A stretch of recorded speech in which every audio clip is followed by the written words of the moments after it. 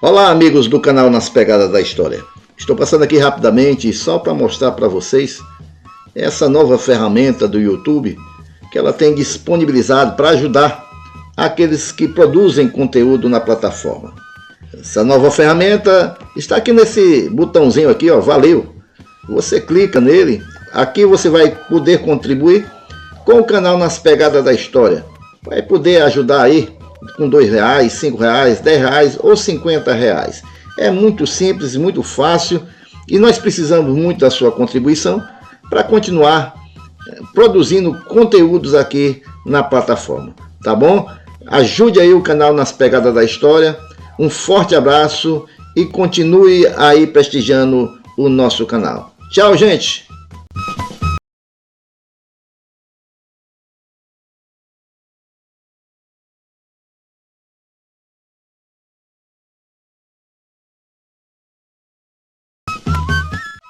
O vídeo que você verá a seguir está baseado no livro Lampião, A Raposa das Caatingas, do escritor e pesquisador José Bezerra Lima, irmão. Vindo de Pernambuco em meados de setembro, Lampião encontrou-se com Corisco, que estava acoitado abaixo de Mata Grande. Lampião precisou mandar uns cangaceiros apanhar uma encomenda na fazenda Aroeirinha de Félix Alves Rocha. Os cangaceiros escolhidos foram Suspeita, Medalha e Fortaleza. Como havia necessidade de um homem forte, Lampião pediu a Corisco que lhe emprestasse Limoeiro, que era seu comandado. Corisco relutou em ceder Limoeiro, alegando que estava de viagem marcada e não podia viajar sem o cabra, pois seu grupo estava muito desfalcado. Lampião contrapôs que a viagem seria rápida. Limoeiro, um cangaceiro moreno, alto e forte, estava por perto e, ao escutar a conversa, prontificou-se. Por eu vou. Corisco cedeu. Limoeiro era primo de Dadá. Seu nome de batismo era Simão.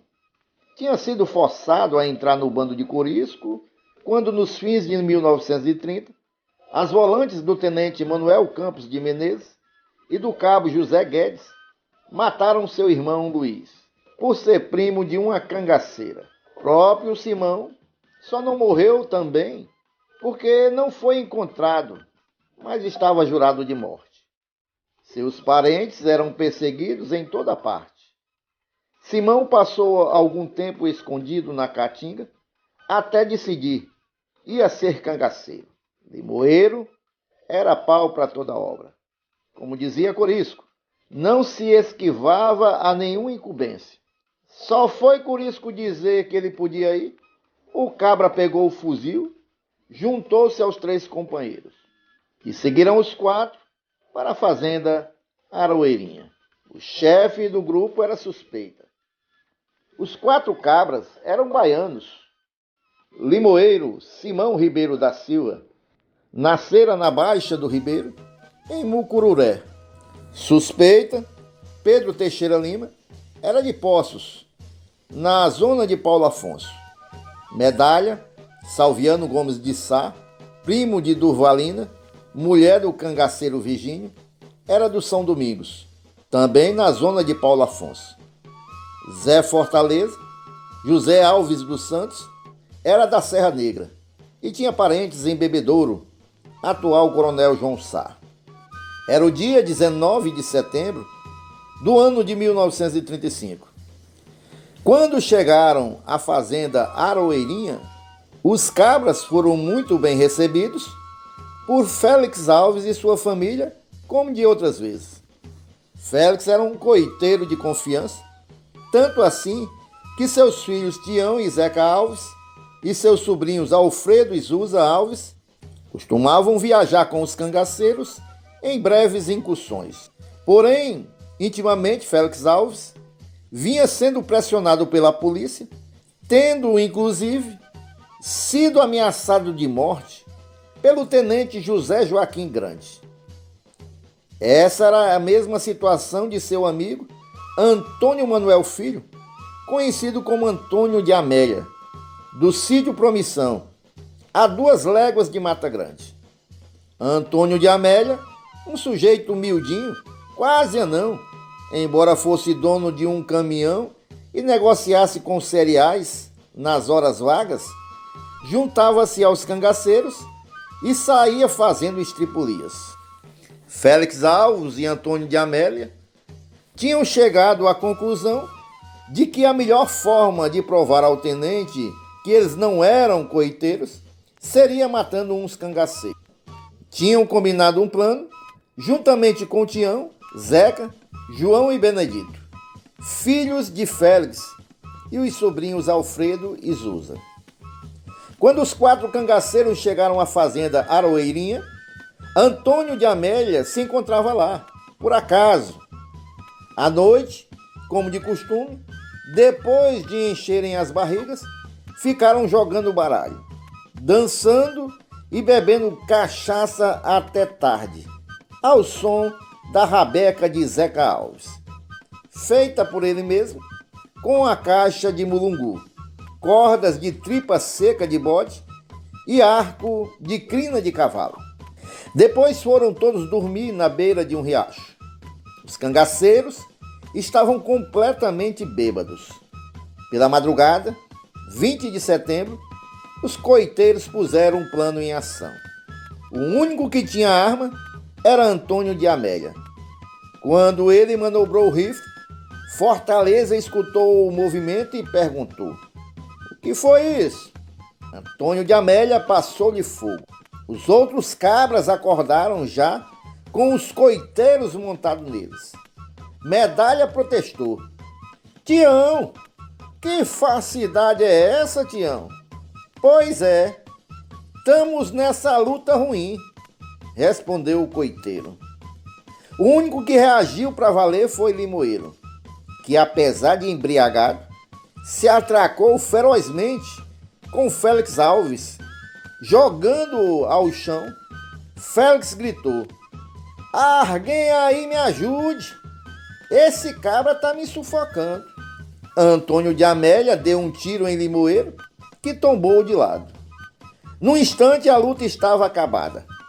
Fortaleza, baleado, debatia-se no chão. Limoeiro não se mexia mais. Os outros estavam sangrados. Os rapazes se abraçaram comemorando o feito. Foi então que deram pela falta de Félix. Foram ver, o velho estava agonizando ao lado de Limoeiro. A bala disparada por Antônio de Amélia atravessara o corpo de Limoeiro e atingira também Félix Alves. Num instante, Félix Alves estava morto.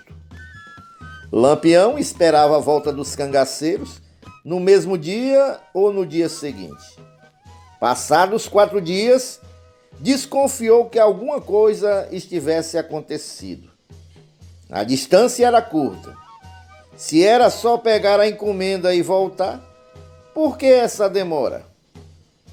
Mandou averiguar por um coiteiro e veio a resposta. Os cangaceiros tinham caído numa cilada e estavam mortos.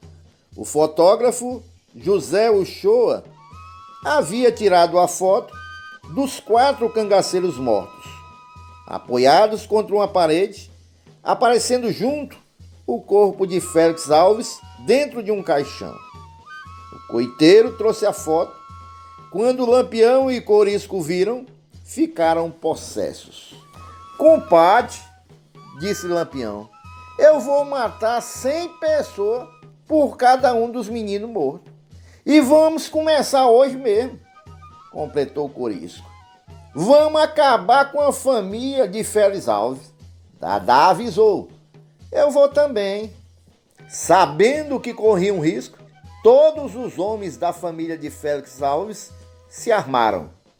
Como a polícia de Alagoas não lhes deu apoio, eles recorreram ao tenente Manuel Neto, da polícia pernambucana, que os incorporou à sua volante.